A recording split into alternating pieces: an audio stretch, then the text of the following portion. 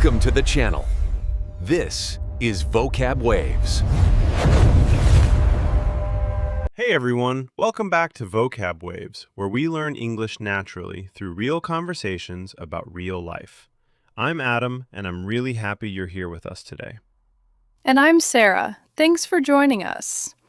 I always enjoy these conversations because we talk about everyday problems that seem simple on the surface, but often have a lot more going on underneath. And today's topic is definitely one of them. Why am I so awkward around new people? Especially when you actually want to make a good impression. Exactly. I'm completely normal around people I know. I can joke, disagree, tell stories, and even say something embarrassing without thinking too much about it. But put me in front of someone I've just met, and suddenly my brain stops cooperating. Like today. Please don't remind me about the weather question. I wasn't going to. Your smile says otherwise. Okay, maybe a little. But seriously, why does that happen? Why can a completely ordinary conversation suddenly feel like an exam? I think one major reason is that we become extremely self-conscious. We're no longer just talking to another person. We're also watching ourselves while we're talking. Yes, I'm thinking, was that answer okay? Did I talk too much? Was that joke stupid? Do I sound nervous? What am I supposed to say next? And there's a useful expression for that. Hyper-aware.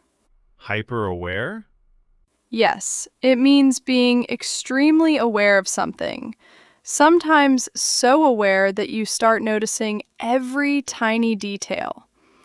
When you're hyper-aware of yourself, you may start monitoring your voice, your facial expressions, your body language, and even your pauses. So instead of actually being in the conversation, I'm standing outside myself and watching myself have the conversation. That's exactly how I would describe it. And honestly, that sounds exhausting. It is. Think about everything happening in your head. You're listening, understanding, choosing your words, responding, and at the same time, judging how you're coming across. So I'm doing too many things at once. Right. And once you start focusing heavily on your performance, the conversation stops feeling spontaneous. Performance. That's interesting. Because sometimes we treat meeting new people like we're performing on a stage. That's true. We think we have to be funny, intelligent, confident, interesting, relaxed, and perfectly fluent all at the same time. That's a ridiculous job description for a 5-minute conversation.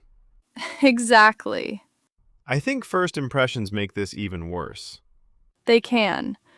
We tend to give the first few minutes too much importance. We act as if one awkward sentence is going to define us forever. Yes.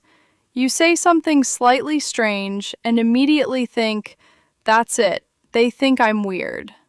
And then you spend the rest of the conversation trying to fix the impression you think you created. Which brings us to another useful phrase. Put yourself under pressure. Meaning you create extra pressure for yourself? Exactly. Maybe the situation itself is simple, but you tell yourself, I have to impress this person. I can't let there be silence. I need to say something clever. Suddenly, you're not having a conversation anymore. You're taking a test. And if it's a test, I'm scared of failing. Right. But here's something we often forget. The other person may be nervous too. That's so easy to forget. Very easy. When you're insecure, you imagine the other person is completely confident and carefully judging you. While they might actually be thinking, do they like me? Exactly. So maybe awkwardness is sometimes just two nervous people trying to look confident at the same time. That happens more often than we realize. Okay, let's talk about small talk, because that's probably my biggest problem. Why don't you like small talk? Sometimes it feels fake. You talk about the weather, traffic, coffee, work, and I'm thinking, where is this conversation even going? I understand that, but small talk isn't necessarily meaningless. It's often a way of easing into a conversation. So it's like a warm-up? Exactly. You don't start exercising at full speed. You warm up first. Socially, small talk can do something similar. So I don't need a deep question immediately. Not at all. You can ask something simple like, "How do you know the host?" or "Have you been here before?" That's much easier. And you don't always need to invent a topic from nothing. The environment is giving you material. That's actually a really useful idea. Here's another expression: break the ice. I know that one, but explain it naturally for everyone. To break the ice means to make a first interaction feel less tense or uncomfortable. A simple question, a light comment, or a small joke can break the ice. So if I'm at an event and I say, "This place is much busier than I expected," I've created something the other person can respond to. Exactly. You're opening a door. But what happens after the ice is broken? That's where I usually get stuck. I ask one question, they answer, and suddenly I have nothing. Then listen carefully to the answer. I know that sounds obvious, but I probably don't listen properly. Most people don't when they're nervous. They're already planning their next sentence. Guilty. Instead, listen for one detail and pick up the thread.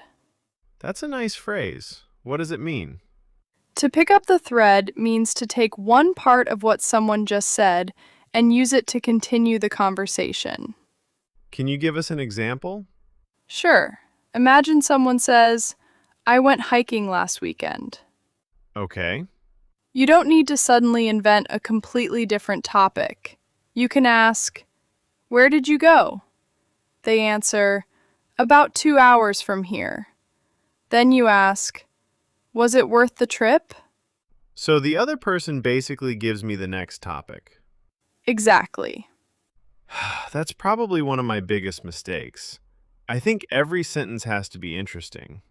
And it doesn't. Really?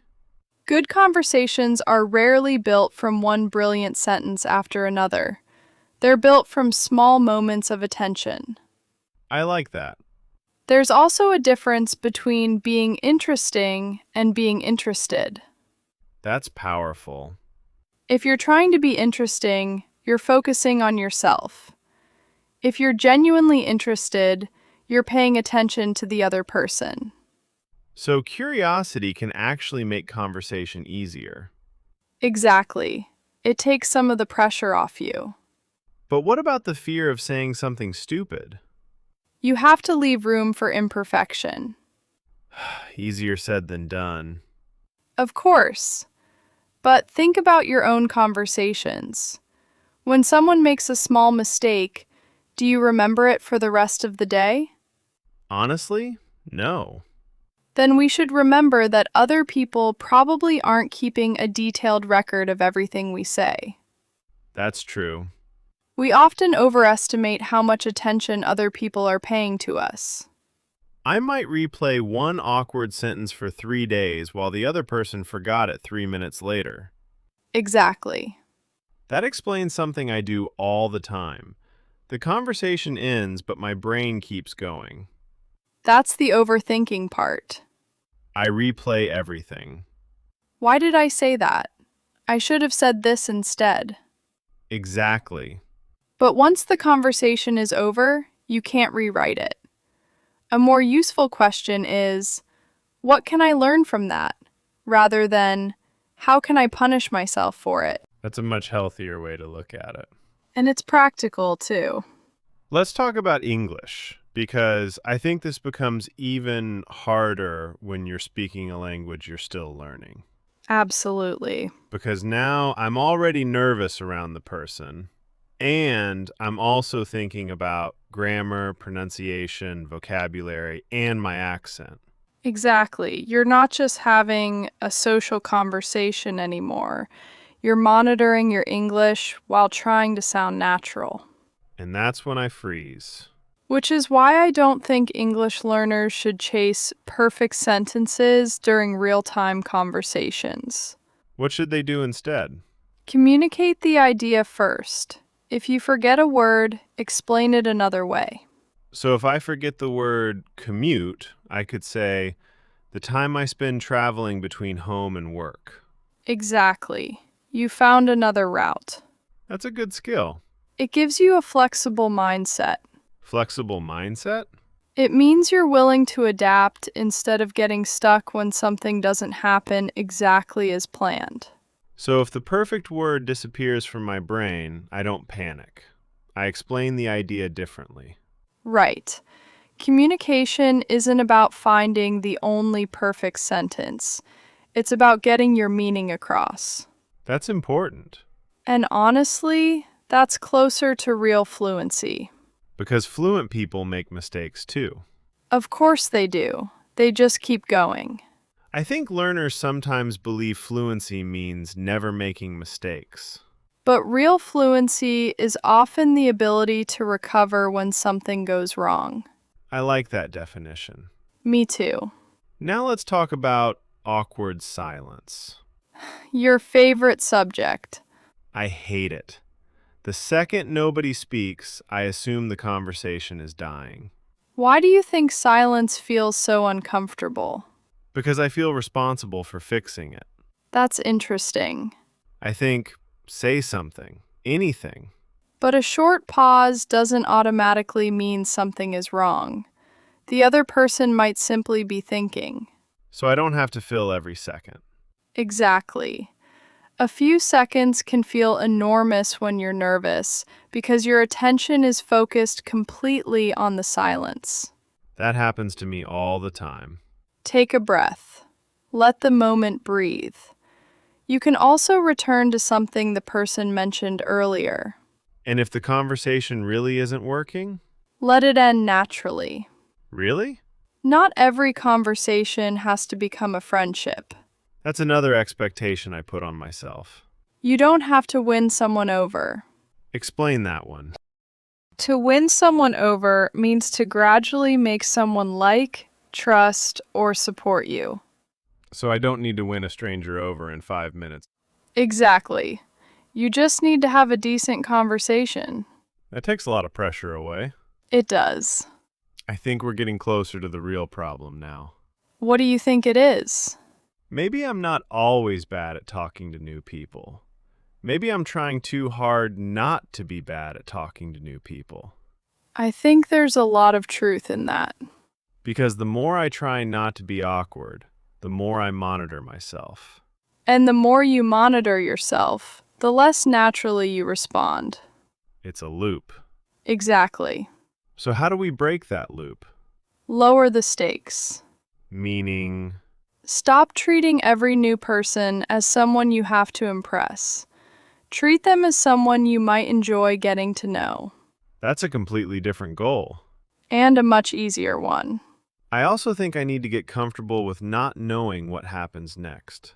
Yes, you have to become comfortable with being uncomfortable. That sounds like a motivational quote. Maybe, but it's actually useful. Explain it. Social confidence doesn't mean you never feel nervous. It means nervousness doesn't automatically control what you do. So confidence isn't the absence of awkward moments. No, It's knowing I can survive them. exactly. That's probably the biggest thing I learned from today. What changed? I thought I had to become confident before I could have a good conversation. But maybe confidence comes from actually having the conversation, surviving the awkward parts, and realizing nothing terrible happened. That's it.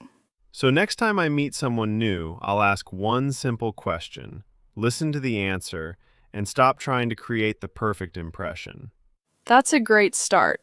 And I will try very hard not to ask them whether they like weather. Please don't. Fair enough. But honestly, remember this. You don't have to be fascinating, perfectly fluent, or completely confident. You just have to be present And curious. and curious. If you enjoyed this conversation, give the video a like and share it with someone who gets nervous around new people, especially if they replay every conversation afterward. And if you're new to Vocab Waves, subscribe to the channel for more natural English conversations about real life. And tell us in the comments, what's hardest for you when you meet someone new? Starting the conversation, keeping it going, or dealing with awkward silence? We'd really like to know. Thanks for spending some time with us today. And remember, you don't have to be perfect to connect with someone. We'll see you in the next conversation. Bye, everyone. See you soon.